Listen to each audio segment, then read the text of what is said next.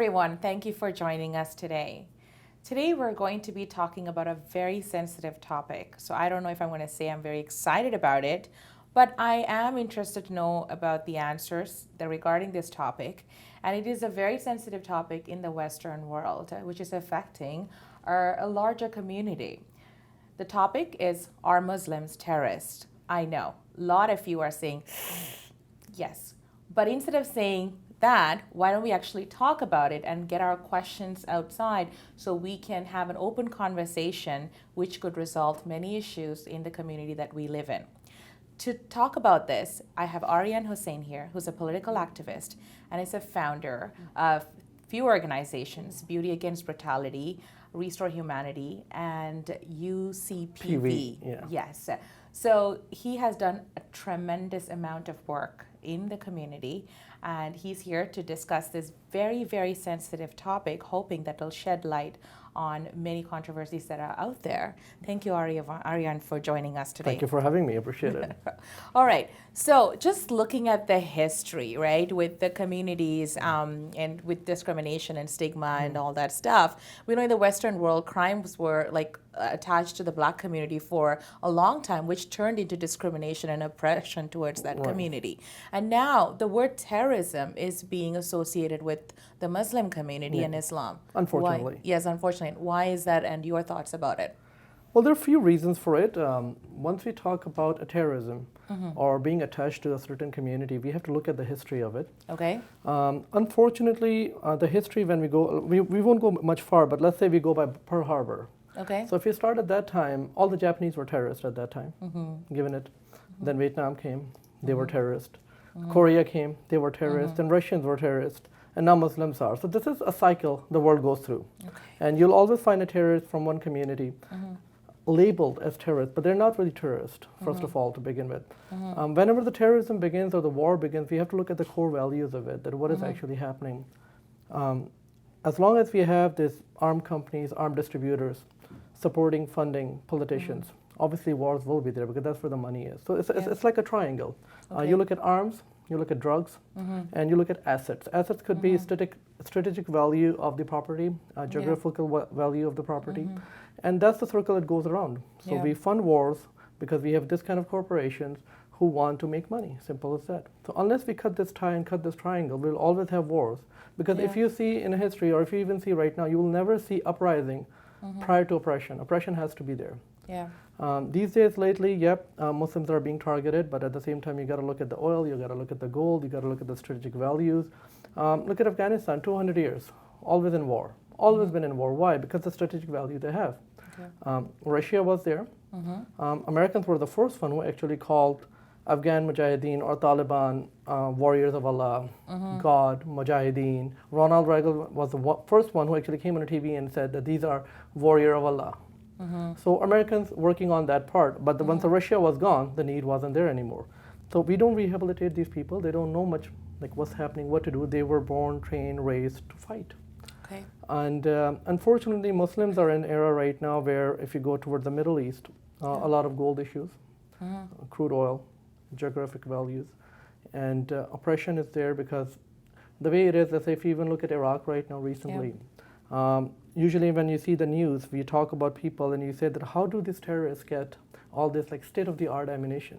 How do they get Humvees? Like where are they buying all the stuff from? You know what, you make a fake drop to one of those like small, non-organized armies, and then you publicize it. Okay, we just dropped 500 army, let's say Humvees to one small battalion without any backup, without any support. Obviously, they'll come and take over. So as far as I see it, like all of this is it has been created to create this underground economy and nothing else. Right now, Muslims, Tamils been through the same thing. Sri Lanka went through the same thing. The way Indian army was like, part of it, making money of it, all the drugs, all the arms, all that. So it's the same thing. It goes on. Yeah. It happens, and Muslims happen to be part of it. Seems like China is going to be next because they're rising economically very high right now. Yeah. And soon we will see Chinese terrorists everywhere. Okay, blunt question to you. Sure. Does Islam promote violence in any way? No, it does not. Okay. I don't think any religion, promotes violence. Obviously, everybody has a right to defend themselves. Okay. Every country has armies. Just the way every religion has certain ways where you defend yourself. Usually one of the words is, misused a lot is jihad Okay. or mujahideen. Jihad is basically defending yourself. Okay. Jihad, it has nothing to do with offense. It has nothing to go kill other people, attack other people. Yeah, but it's to defend yourself, your religion, your people. And as I said earlier, that unless the oppression is there, you will never see resistance. Nobody just gets up and uprising comes out. There has to be oppression. There has to be a reason where people get up. And what happens is the negative fields and negative forces feeds on that oppression. Yeah. They want to feed more to that uprising so they can make more money. One or another. At the end of the day, it all comes to the corporate world, and jihad has nothing to do with that. It's just like Canada. Like, we're the most peace-loving country, and we have our armies. We have armed forces. Yeah. Right? We train our armed forces. Are we doing it to take over the world tomorrow? No. No. This is to take, just defend our country, defend our people, defend our right. Jihad is a way in religion of Islam to defend themselves, not to oppress others, not to attack others, and it's just being misused. Misused. Okay, so going into misusing, the radicalization and the extremist thinking, right? Where Islam is being misused to bring this negative image towards the Muslim community. Can you talk to us about that? Basically, let's say if you look at all the terrorist organizations, talk about ISS, talk about Taliban, talk about Hezbollah, Jindallah, talk about anybody in Kashmir or anywhere wherever the Islamic terrorism you would hear the word of, who are they hurting the most? How many attacks you have had in US? How many attacks you have had in Canada? How many attacks you have had anywhere? They're killing their own people. Yeah. And then you're calling them Islamic terrorists a danger to the world? We are feeding them. Like, who's benefiting at the end of the day? Like, when we go to the Gaza, or we talk about Gaza and Israel conflict, and we talk about Hamas, or we talk about other organizations, who are they killing? They're killing their own people. So they are not representative of Islam.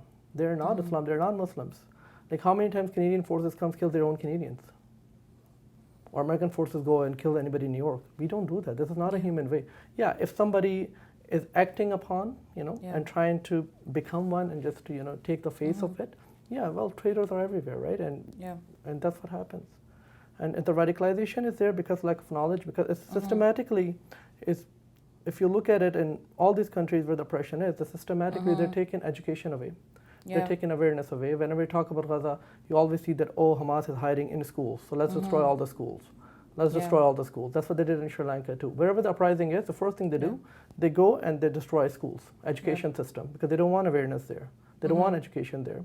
They want hunger and poverty. And once the people are hungry, they kind of fall for all kind of stuff. It's a really great way to explain that. And, honestly, just even talking to you for a few minutes, it has been a great eye-opener for me, I can tell you that.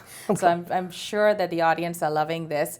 I'm Tamil, and there are times that for joke, people have called me, Tamil, terrorist, tiger, all kinds of stuff, right? And I have never been exposed to the Civil War. However, I do understand the oppression my community went through, and I do stand up for any oppressed community, and I would love to talk about that, and that's the reason that I have created a platform like this where I have nobody to answer to. I can talk about this. Awesome. And I also, but those jokes, they hurt, even though we laugh it off. Definitely And they do. and we laugh it off, but they hurt. And those jokes come from just people not being educated on what it's really about. And I think the Muslim community also goes through that. And so what are your thoughts then about like the current generation and the community in Canada? How can they move forward in a healthy way and not, have this stigmas attached to even the new Muslims that, who are not even involved in this stuff? I think Canadian communities has been very great in understanding and integration. I'm not sure that if we have faced a lot of racism or any of those terrorist comments here. Yes, we do get occasional hijabi comments because those are very obvious and people see. But I would not look at it in any way that, what the Canadian communities are kind of, fragile about it. It's all about education and awareness. And what I see is that we need more Muslims to come up and talk about it and to own it.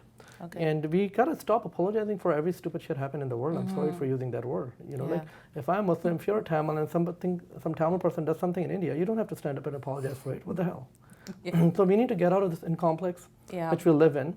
And I think the new generation is doing a very good job by owning their religion, their self, and their acts. So if we haven't done it, we have nothing to do with it.